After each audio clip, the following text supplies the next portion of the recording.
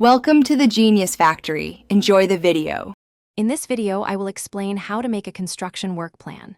First, clearly define your project's scope, objectives, and deliverables. This initial step ensures everyone understands the project's boundaries and what success looks like. Next, identify all required resources, from skilled labor to essential materials and specialized equipment. Establishing a realistic timeline with key milestones is crucial for tracking progress and meeting deadlines. Finally, proactively assess potential risks and develop robust mitigation strategies to keep your project on track. A robust construction work plan includes several essential components. You'll need to detail every task, assigning clear responsibilities, and listing all required resources for each activity.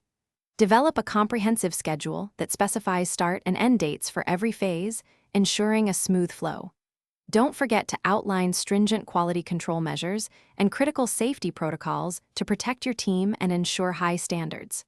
Finally, define clear communication channels and reporting procedures to keep everyone informed. Effective scheduling and resource allocation are vital for project success. Consider using visual tools like Gantt charts to clearly map out your project timeline and dependencies. Allocate resources efficiently, ensuring you have the right people and equipment at the right time to avoid costly bottlenecks and delays. It's wise to incorporate a buffer of about 10 to 15% of your total project time for unforeseen challenges. Remember to regularly review and adjust your schedule as the project progresses. Monitoring and controlling your work plan are continuous processes. Track your progress diligently against the established schedule and budget, making sure you stay within financial limits. Implement clear change control procedures for any scope adjustments to prevent project creep.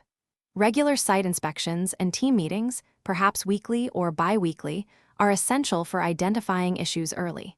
Finally, conduct a thorough post-project review to capture valuable lessons learned for future endeavors, improving your next project by 20%.